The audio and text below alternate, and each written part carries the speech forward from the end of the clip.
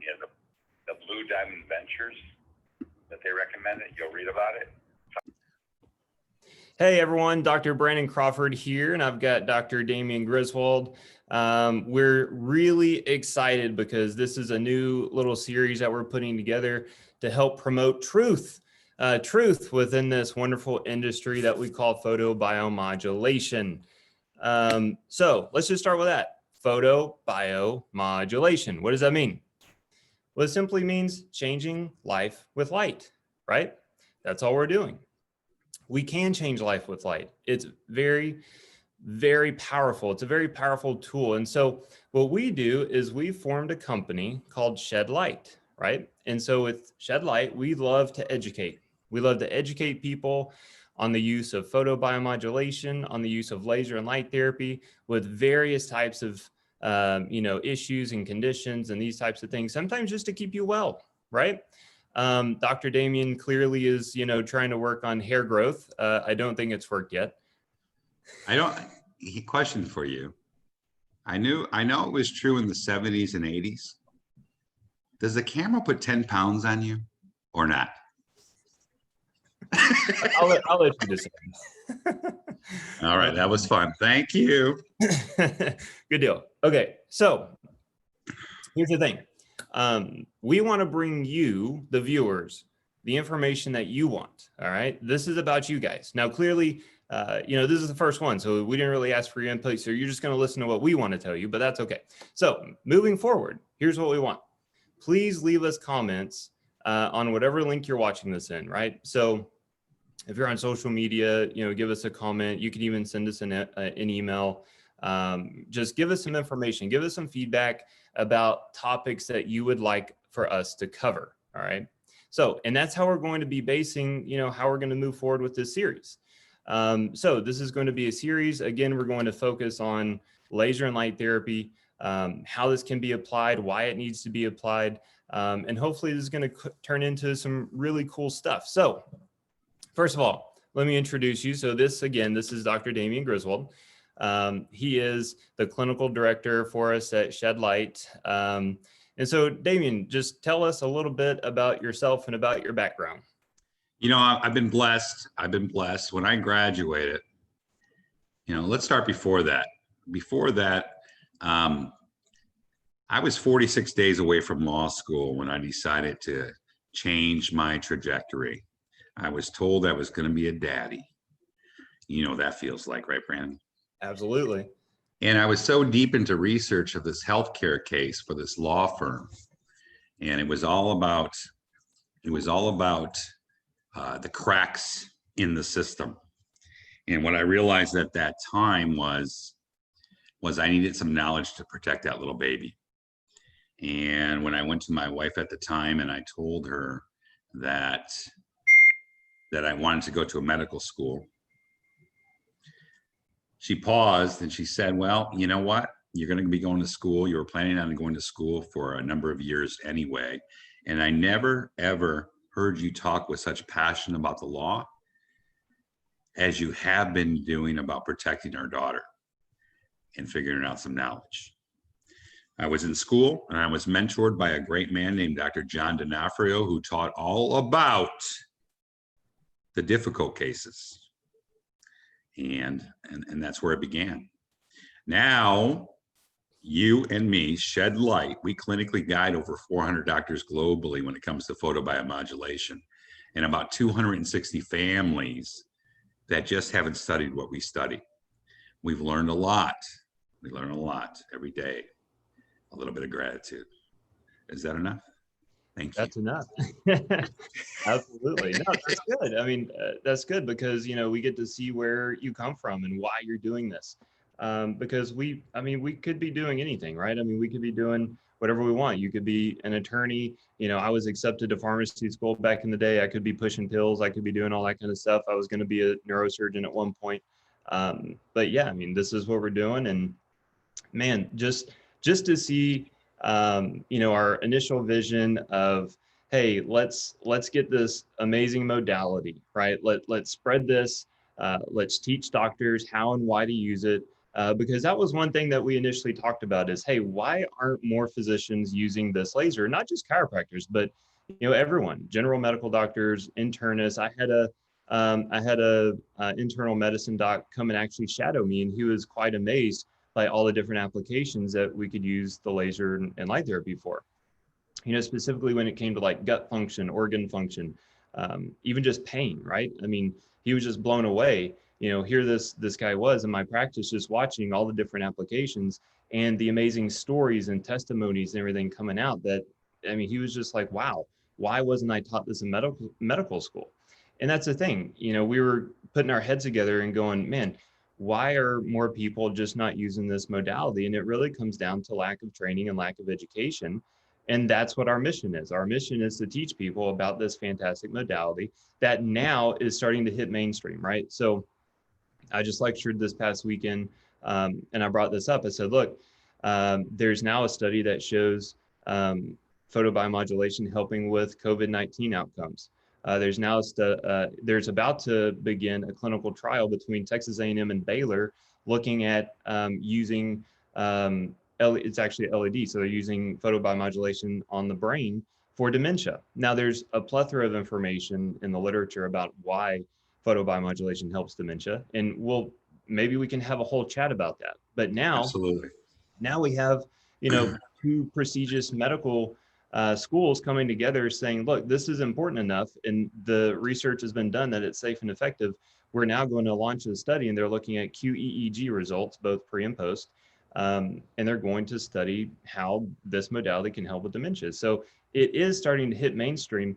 And I mean, I'll say, I think that you and I have done a decent job of spreading this throughout, our circles. And, we're in the functional neurology world, the chiropractic world, we're into medical practices, we're in veterinary groups, and PT groups, and we're starting to spread more and more. And this seems to be snowballing simply because it works and it's safe. And it's relatively easy once you get to use, get the hang of it, right? Absolutely. It's part of the survival kit these days. It really Absolutely. is. And we probably should let everybody know that these videos are going to be out there in the public, and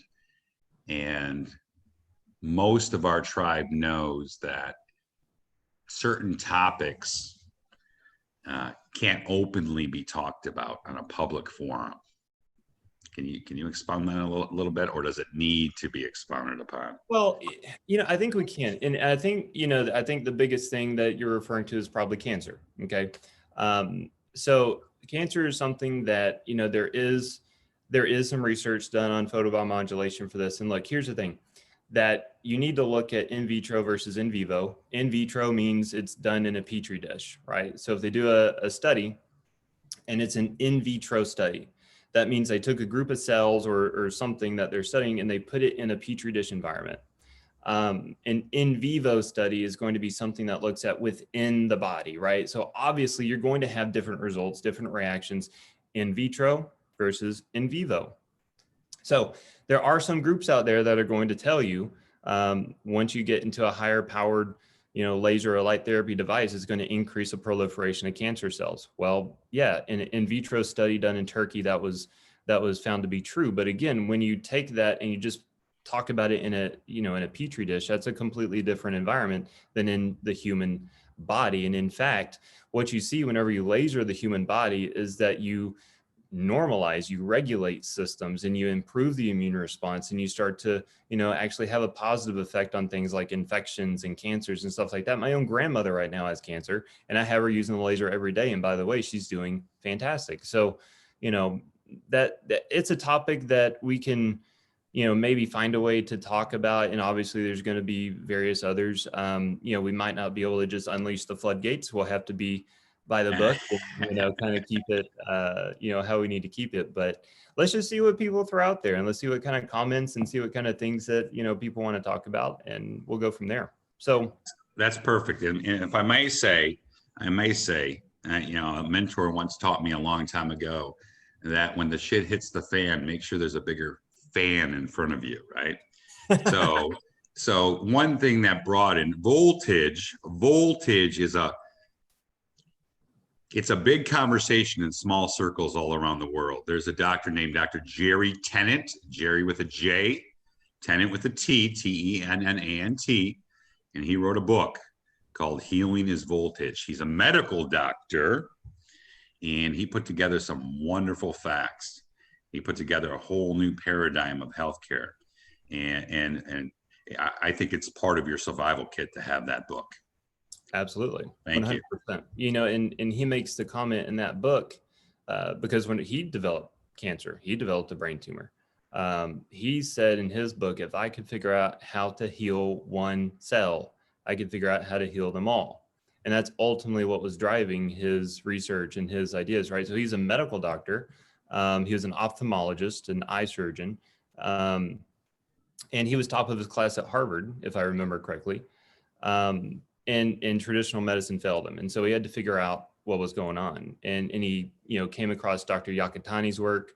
Dr. Becker, you know, was along the same lines. And he figured out that, look, this idea, this, you know, concept of voltage, it correlates with pH. And there's, well, they talk about cellular pH just in biology class. And so, you know, I think that would be great to have a whole, you know, chat just about the topic of voltage and how that is implicated in health and disease, and how, you know, there's simple strategies at home, even without laser light therapy, that we can be taking, you know, to help increase our voltage and promote healing within our own selves, right? 100%. You know, Jerry, Dr. Tennant, we've shared several cases because his institute is not more than 20 minutes away. He's the one who I went to see years ago that determine the voltage of the meridian systems in my body. Okay. I will tell you on a final note with Jerry deals in electrons, and he uses electrons to ramp up the voltage. He uses hyperbaric oxygen chambers. Healers of today, yesterday, and tomorrow will always be talking about electrons, photons, and frequencies. Absolutely. That's our game, right? Absolutely. 100%. You said it, man. All right. So now, go ahead. So just a few topics that we wanted to discuss on this initial chat. We're kind of dispelling some myths. Now, there's too many myths to really get into for one chat, but there's a couple of big ones. And so the biggest one floating around in the photobiomodulation industry at the moment is this debate about power. There's some people, and it's really just one collective group, that really just say that, hey, we would never use, nor should you use, any type of high power, you know, class 4 laser or light therapy device, specifically on the brain is what they're discussing. And really, I would just kind of like to get into talking about the truth about power. Let's start with this. Let's start with just the laser classification system. So the laser classification system is, there's, you know, your low level lasers, your class 1, there's your class 2 lasers, right? Which is going to be still on the low end side. And then you get into your class 3s and then your class 4s. Now, the power is determined based on how it's going to affect the eye or the retina per se, right? Because that's really the most photosensitive or the most light sensitive tissue in the body. So, but we have to remember that there's other things to consider, like beam physics. How is the laser beam being generated, and how is that having an effect on its safety rating? So let me explain. So if you're measuring how many photons are going through a circle the size of a pupil to determine its safety rating, all right? And that's going to dictate class 4, 3, 2, 1, whatever. You can actually change that beam so that you can have a higher power output, yet still have a lower safety rating. And that's exactly what, you know, the laser that we prefer does, is it has a diverging beam. And because of that, so when it shines, right, it's not this, it's not a converging beam where it's coming together, right? And it's not just this coherent straight light, it's actually diverging like this. So whenever you do that, whenever you measure the size of a pupil, right, the amount of photons that are getting through is going to determine, its safety rating. And so you can have a laser like this with, over with 1,000 milliwatt red power and a 1,400 milliwatt infrared power, yet still be rated as a class 3B laser. And that's exactly what that is. Now, the cool thing is, because of the way we control the power, you can actually dial it all the way down to a class 2 if you want. However, I personally don't know of any of our shed light docs that do that. Do you know of anyone that does that? There's an AK doc that likes to test frequency and power through muscle testing. I don't know if he does it anymore, but when he first got the laser, he did a lot of experiments with trying to figure out the perfect power, the perfect wavelength, the perfect frequency at the perfect time. So that's the only one out of how many people, right? Yeah, exactly. Okay. So, and again, whenever we started this company, I can remember the day, right? My wife turns to me and she goes, "Why are we going to start a laser company? You've been using this laser," and I'm not going to say which one. "You've been using this laser and I never see results with it." She's like, "Why are you going to do this?" Yours one up in the closet. Yours one up in the closet too. Exactly. But anyway, so, but there was so much information, and I started to use other lasers on the market that were more powerful. And I said, "You don't understand. As we increase the power and even start to use a different wavelength," right? Because I love infrared. I love using infrared. In fact, we use it on the gut all the time, and that alters the microbiome in a positive way. But as you start to increase the power, you're going to see a difference in your results. And she didn't believe me. But to this day, she'll say, "Oh my God, I'm glad that I listened to you," because knowing what we know now, right? And now going through and using a higher power device, I consistently will have doctors tell me, "I used to use X. And when I started using y'all's laser, the shed light laser, the Avant laser, whenever I started using this, I'm getting better results than I ever have." I consistently hear that. Do you not? I mean, you talk to more of our customers than I do. 100%. 100%. Okay. It must be said, yes, there's a reason why we all threw our weight behind Andy Hewitson at Avant Laser. Now, I want to tell you the story of how this laser came together. Do we have time for a quick story? So Andy's married to a big functional neurologist in the country. And in 2010, when her laser broke down again, she did not want to have to send it in to spend $2,000 more on getting it fixed. And I think they were dating for the very first, I think they just started dating. And you know how we do when we first start dating, right? You remember that, Brandon? I mean, that was like 14 years ago, but yeah. Yeah, absolutely. So Edith brings the laser to Andy, who's a brilliant engineer. And she asked Andy to take it apart and see if he can fix it. And when he took it apart, he realized that he could do a much better job. And he started working on that. And she believed in him. And she handed him a honey-do list of what she wanted in her laser. And that was the beginning of Avant Wellness Systems. Now, Andy has turned the market over. He is the conversation because he is the man who is brave enough to bring new technology to photobiomodulation world. And it threatens some companies. It threatens the dogma that's already out there. The dogma that's been going on for years to convince people that a device has all the perfect parameters for everything. That's simply not true. It's simply not true. Photobiomodulation, all photons work. We chose a tool that works for us. Isn't that right? It works for us. And when people gain the knowledge of what they can do with that tool, it broadens their possibilities and they use it. And we could sit here and tell story after story after story after story. But continue, please. Yeah, no, you're absolutely right. You know how long-winded I get. I have short answers too. For sure. Yes, very thankful, for Andy, absolutely 100%. And then, for us too, right? To be able to stand up and actually start to push back on all the dogma, right? All the claims that really are just marketing, trying to sell products, right? Because there is a lot of that. There is even a comment because what you said, all photons work. That's something that you and I have been saying. That's almost like something like if you say that, people know that that came from us.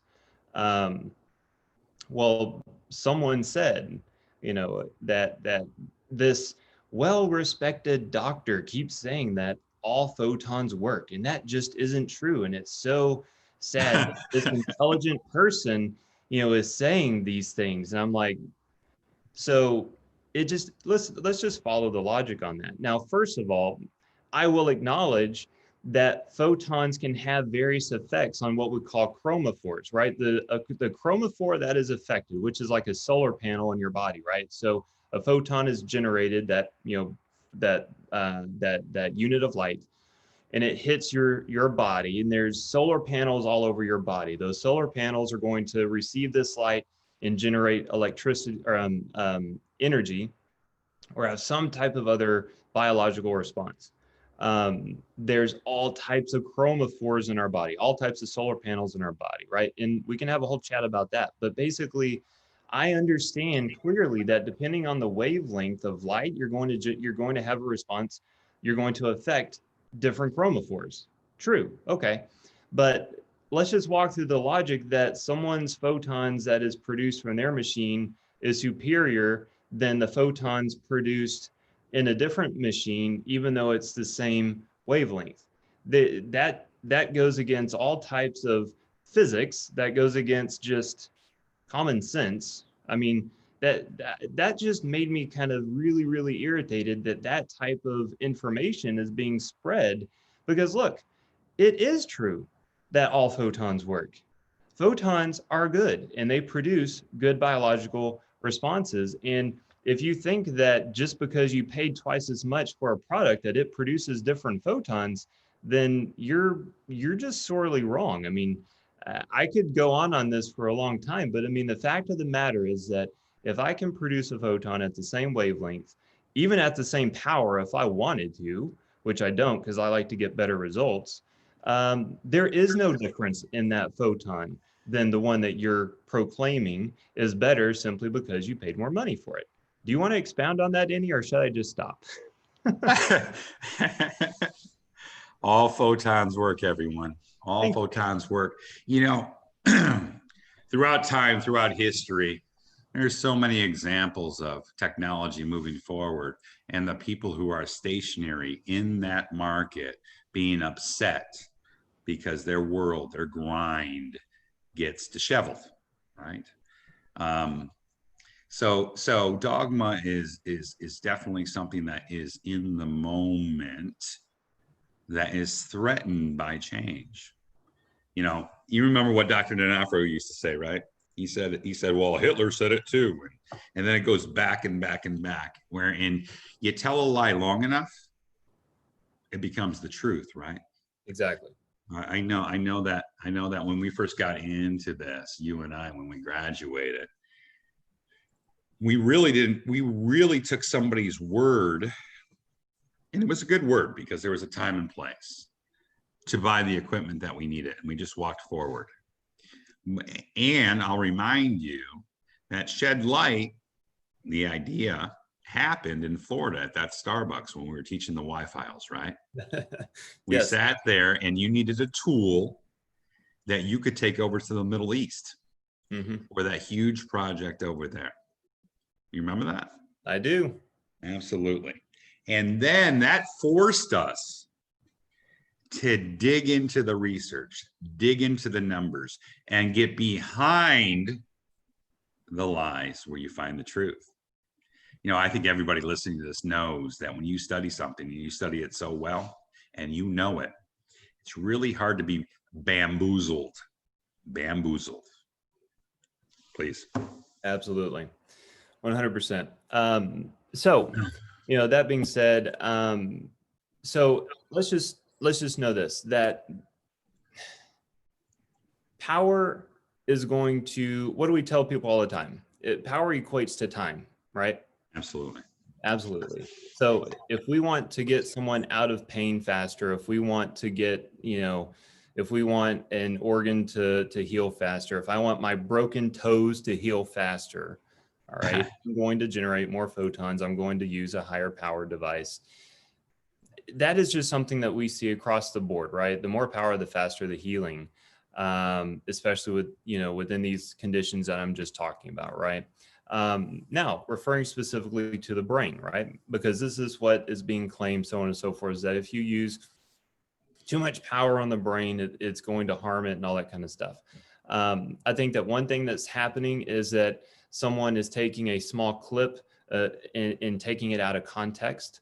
And they're applying that to an entire industry. They're applying that to, the entirety of class 4 devices. We already discussed that you can have, sorry, I keep on getting messages, that we can have certain laser parameters that change the biological effect, that even change the safety rating. Okay. So you can't apply this one little snippet of information across the board to every class 4 device, right? Now, let me just go ahead and state, I use class 3B whenever I'm using it on the brain. Okay. So, I mean, that's what I'm doing. So I'm just trying to give truth, right? That's what we're talking about. Now, there are studies that show positive effects with class 4 devices on the brain. Those studies have been done.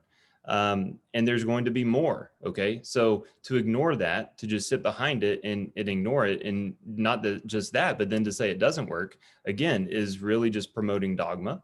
And so we don't want to do that. Again, we want to talk truth. And so that's the truth. Okay. That's the truth. Do you want to add anything to that before we move on? I don't.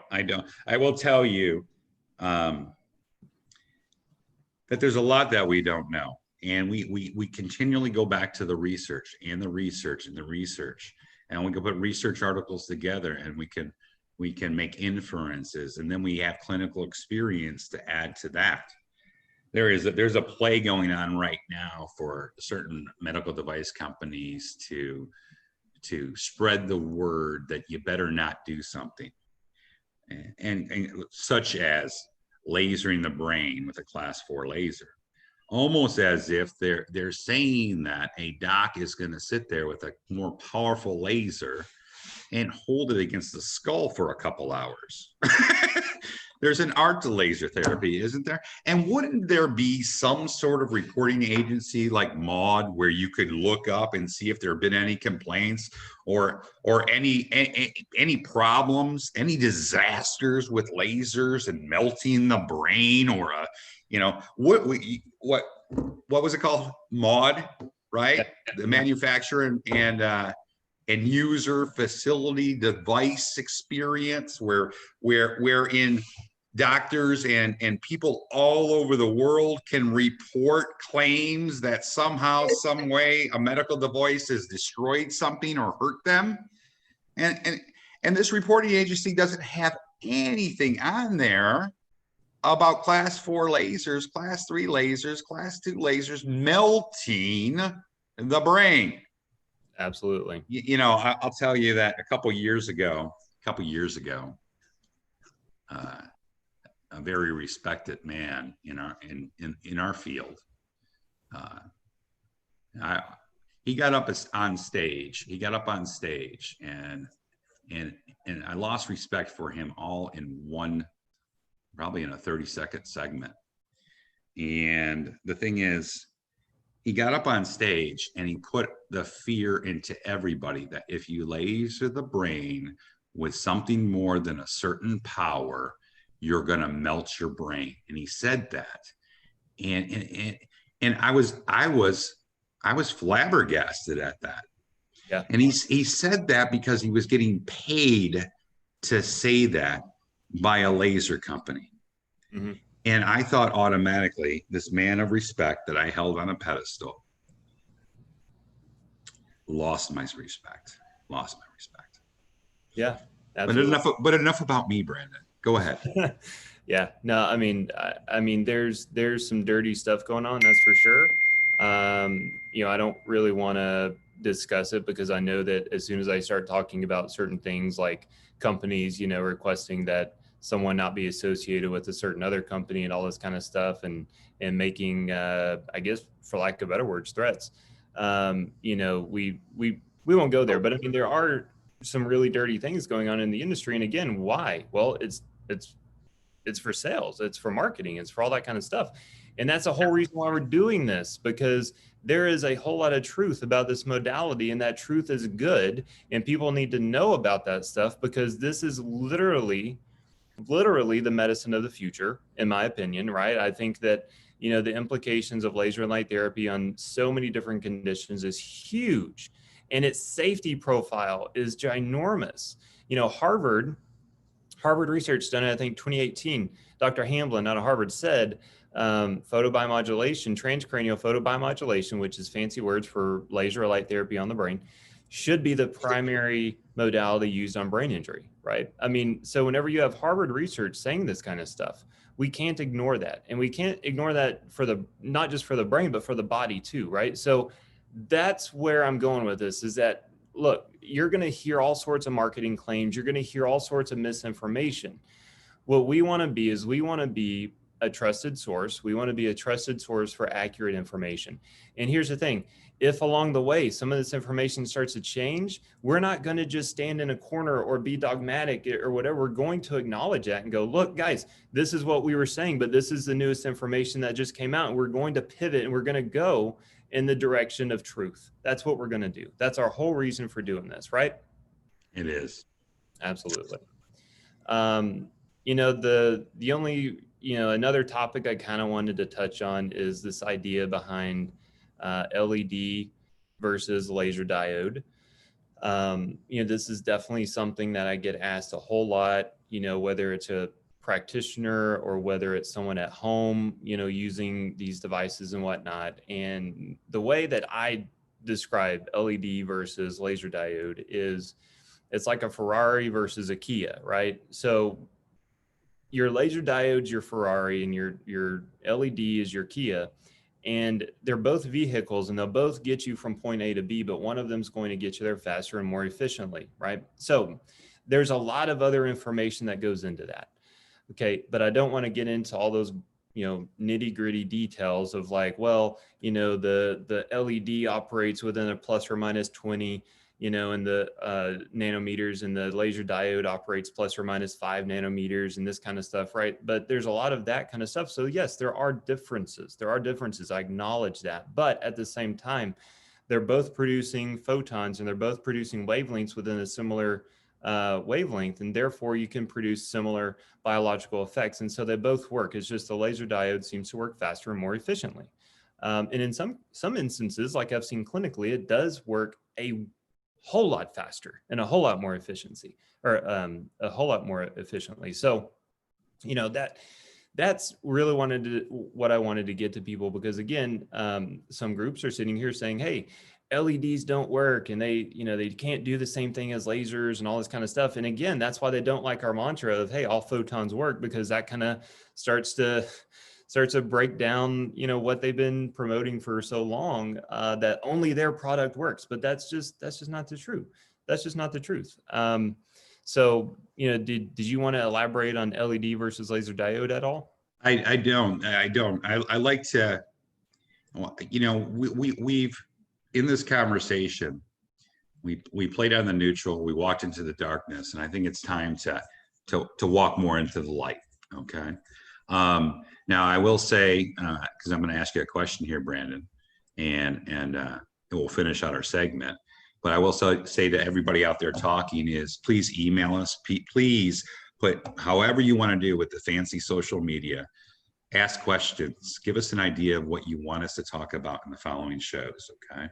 Yep. Brandon, before this conversation began, you told me about a baby that came into you. That was a failure to thrive situation. Tell us what you did, if you want to expose some of your clinical secrets. Whatever. So yeah, you're right. I mean, that was a cool story, and we see this every week. We see these, you know, what I would call miracle cases every week. But I must say, sorry to interrupt you. Keep that train of thought. It's the practitioner. I'm asking Brandon Crawford, the practitioner, and he has tools that he uses. But the healer is Brandon Crawford. The healer is whoever's listening to this, the doc that's listening to this, the person who has the tools around them. You use the laser as a tool and other things, but this is about you, isn't it? Go ahead. Well, not really. I mean, my personal belief is that all healing comes from God. And I think that the cool thing about laser and light therapy is that, when you look at how God created the heavens, the earth, the first thing he had to create before he created life was actually light. He said, let there be light. Without that, we're not going to be here. If you block out the sun, life will cease to exist. So light is essential for life. And that's why photobiomodulation, that's why I broke that term down, is changing life with light. Because look, God's a healer, I'm a vessel, and that's how things roll in my world. But basically, whenever this baby came in, it was a failure to thrive scenario. She was having to be fed via G-tube, right into the stomach, could not eat via mouth. And initially, so obviously we wanted to do what we called an intensive therapy, which is where she came in for an extended period of time, a week or 2 weeks or whatever that may be. But we had to wait because we didn't have room. And so basically, we just started seeing her as we could. We literally just fit that baby into the schedule, where we didn't really have time, but we made it work. And what did I do? Well, initially I started using the lasers because why? Because it's safe, because it's effective, and because it's going to start to globally increase the voltage of those cells so that they can begin to replicate and start to heal the body. Just like that, right? And then what did I start to do? Well, I started to do some primitive reflex work. I started to do some really basic, just developmental functional neurology sensory stimuli, right? Just starting to activate the system. But the first thing is I had to make sure that she had enough fuel in order to sustain that activation, that stimulus. We saw her 3 times before she came in to do the intensive. And when she came in, she looked like a completely different kid. She was off the G-tube. She was able to eat via mouth. In her whole trajectory was altered at that moment for her life. Absolutely. And that's what we're doing. We're changing lives. That's the whole point of what we're doing. And again, like I said, these stories, they happen all the time.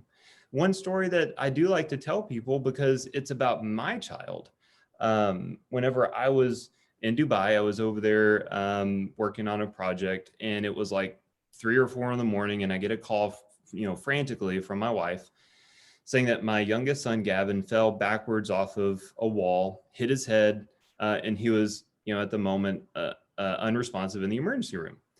And, of course, as a father, that just absolutely was, the last thing I ever wanted to hear. And, you can relate, everyone that has kids can relate to, I'm halfway across the world. I get this call, my child's harmed, it's not looking good. They're not wanting to do a CT, all this kind of stuff. But anyway, what was the first thing that came to my head? Well, we had these at home, the lasers that we use. I said, get the laser and put it on his head. And I told her where to do it. So here's the thing. This is my child. Okay. This is my child. I don't play around with my kid. Okay. If I were not 100 plus 110, 120% sure that this thing was safe to apply on my child, I wouldn't be using it. Okay. That was the first thing that I had my wife do. That was the first thing. I know it's safe. I've read enough about it. I've seen it in practice enough. That was the first thing I had my wife do. Okay. So that's the confidence level that I have when using specifically this laser on the brain. Whenever I use this laser, right? I've used other lasers before, but we won't talk about that. But that's my confidence level. That's the first thing I did for my child, right? And I know that you have similar stories with your child as well, for sure, right? Hundreds. Yeah. So you gave me the tingles. Thank you. I like to take the opportunity to read off some names and say hello to some people. I have no, I'm just kidding. Hi, Jerry.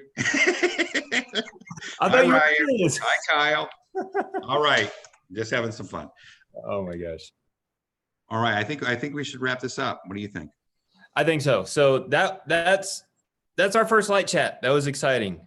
hopefully, this is going to be a lot of fun. I know it's going to be a lot of fun. You and me can dictate that, so it will be fun. In the future, we'll probably get, some live participants on. We'll get various people to interview. We'll just make this fun and, again, informative, educational. We're going to do this thing right. So I agreed, and I want you to also think we're gonna try to keep it concise to a time frame and rich with dialogue and knowledge. Right. Absolutely. Okay, so thank you everyone for joining us. I'll look forward to next time. Again, send us your comments and your feedback, and do, follow our YouTube page our YouTube channel that we're gonna set up, and this is gonna be on, and you'll see, more content coming out. And yeah, so I appreciate it, and we'll talk to you next time. I'm gonna be a star.